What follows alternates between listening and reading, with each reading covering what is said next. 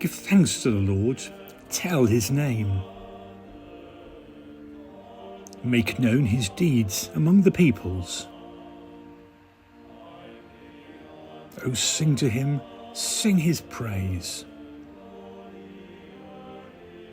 Tell all his wonderful works. Be proud of his holy name. Let the hearts that seek the Lord rejoice. Consider the Lord and his strength.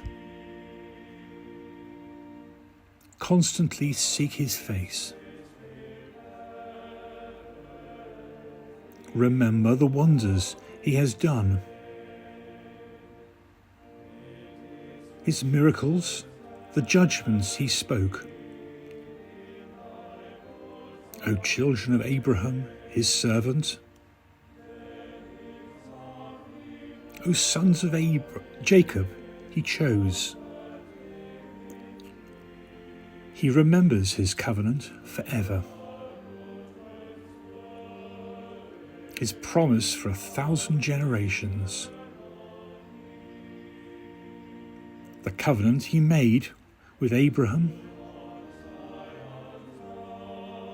and the oath he swore to Isaac.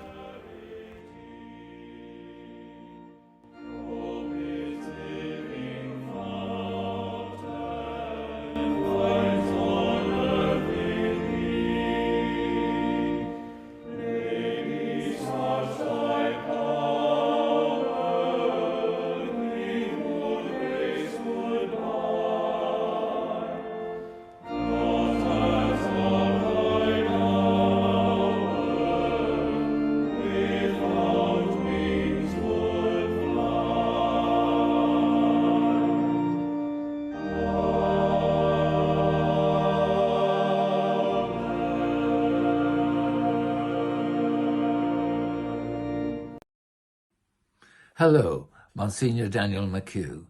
My reflection for the Solemnity of Mary, Mother of God, Queen of Peace, the 1st of January 2024. May the Lord uncover his face to you and bring you peace. In recent months, I have heard people say, I don't listen to the news anymore. All that is going on across the world is so depressing.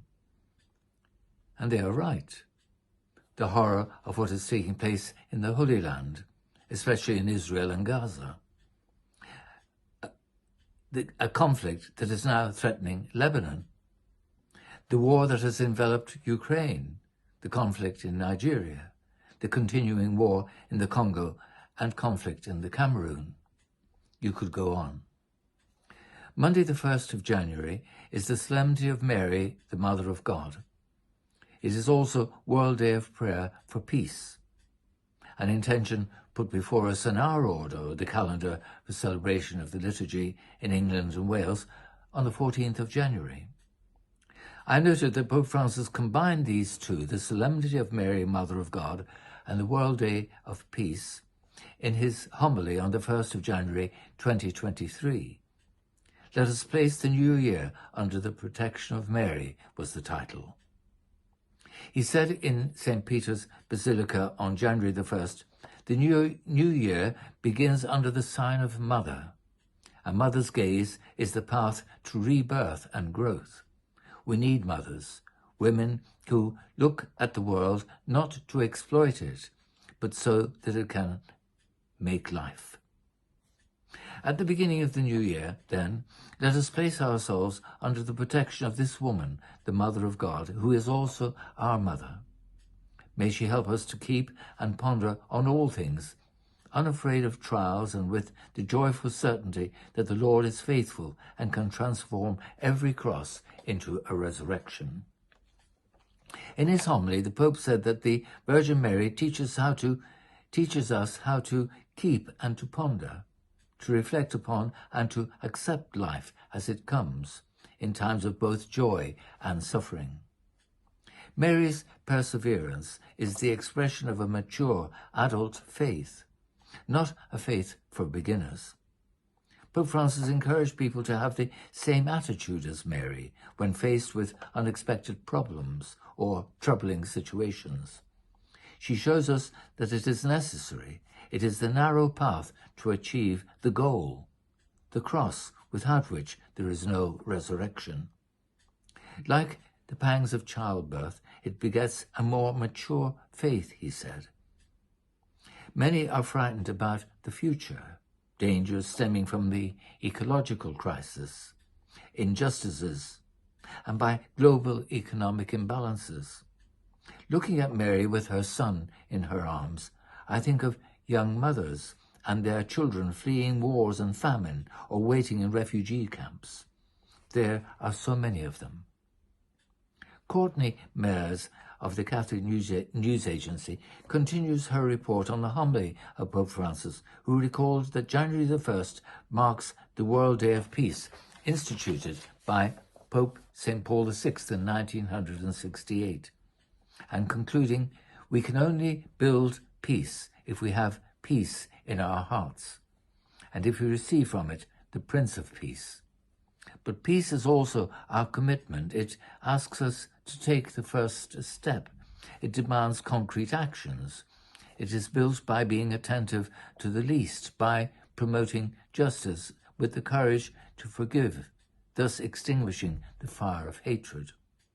At the beginning of this year, may the Mother of God, the Queen of Peace, obtain harmony in our hearts and in the entire world, Pope Francis said.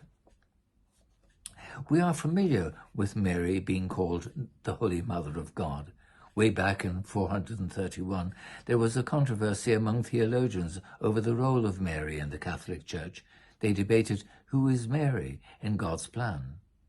In the end, the bishops declared that Mary really is the mother of Jesus, and Jesus is really God. So it must be said, Mary is the mother of God. The oldest Christian greeting of Mary was proclaimed when her cousin Elizabeth called her Mother of my Lord.